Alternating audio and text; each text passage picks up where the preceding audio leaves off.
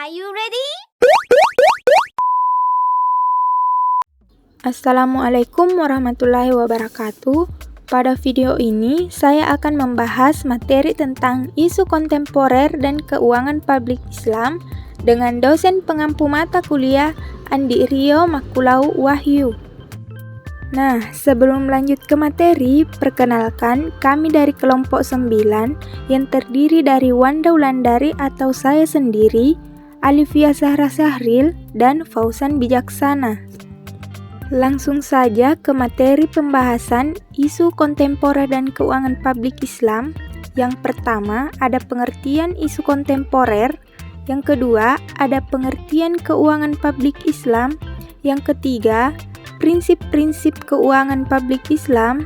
Yang keempat, isu kontemporer dalam keuangan publik Islam. Yang kelima, contoh isu kontemporer yang berkaitan dengan keuangan publik Islam. Dan yang terakhir ada solusi. Nah, langsung saja kita ke materi yang pertama. Pengertian isu kontemporer. Isu kontemporer adalah topik-topik yang relevan dan sedang dibicarakan saat ini dalam masyarakat, politik, ekonomi, budaya, dan teknologi. Selanjutnya ada pengertian keuangan publik Islam. Keuangan publik Islam adalah suatu konsep yang mencakup pengelolaan keuangan negara atau entitas publik dengan mematuhi prinsip-prinsip ekonomi Islam. Nah, adapun prinsip-prinsip keuangan publik Islam, yang pertama ada larangan riba, yang kedua keadilan dan ketidakberpihakan, dan yang terakhir ada zakat dan infak. Setelah kita mengetahui apa sih itu isu kontemporer dan keuangan publik Islam, selanjutnya kita lanjut ke materi isu kontemporer dalam keuangan publik Islam. Dalam kasus ini, isu kontemporer dalam keuangan publik Islam membicarakan topik-topik terkini atau relevan yang berkaitan dengan penerapan prinsip-prinsip ekonomi Islam dalam pengelolaan keuangan entitas publik atau negara. Ini biasanya mencakup bagaimana prinsip-prinsip keuangan Islam diterapkan dalam kebijakan fiskal, manajemen anggaran, investasi, dan keuangan publik lainnya. Selanjutnya ada contoh isu kontemporer yang berkaitan dengan keuangan publik Islam. Keuangan publik Islam adalah cabang ekonomi yang berfokus pada pengelolaan dana publik sesuai dengan prinsip-prinsip ekonomi Islam.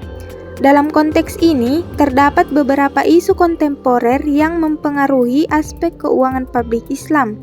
Yang pertama, ada krisis ekonomi akibat pandemi COVID-19. Yang kedua, ada ketimpangan ekonomi dan sosial. Yang ketiga, ada pengembangan instrumen keuangan syariah. Yang keempat, ada pengelolaan keuangan negara berbasis syariah. Dan yang terakhir, ada ketidaksetaraan ekonomi. Nah, pada kasus pandemi COVID-19, pandemi COVID-19 telah mempengaruhi perekonomian global, termasuk negara-negara dengan sistem keuangan berbasis Islam. Tantangan ini mencakup penanganan dampak ekonomi, distribusi dana publik untuk membantu masyarakat yang terdampak, dan memastikan kebutuhan terhadap prinsip-prinsip syariah dalam respon ekonomi. Selanjutnya, ada solusi untuk menangani atau mencegah terjadinya kasus-kasus tersebut. Yang pertama adalah menerapkan kebijakan moneter yang tepat. Kebijakan moneter yang tepat dapat membantu mengatasi isu inflasi.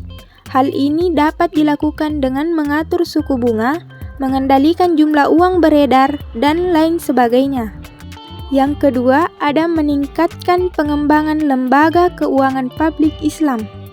Lembaga-lembaga tersebut dapat memberikan solusi yang berbasis pada prinsip-prinsip Islam dalam pengelolaan keuangan publik.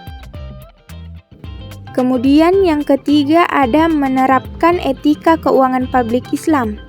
Etika tersebut meliputi prinsip-prinsip yang harus diterapkan dalam pengelolaan keuangan publik seperti transparansi, akuntabilitas, dan keadilan.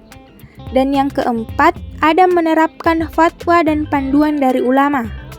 Fatwa dan panduan tersebut dapat memberikan solusi yang berbasis pada prinsip-prinsip Islam dalam pengelolaan keuangan publik.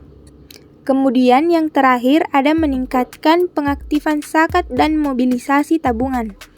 Hal ini dapat dilakukan dengan memaksimalkan pengaktifan zakat dan mengembangkan lembaga keuangan syariah yang dapat memobilisasi tabungan.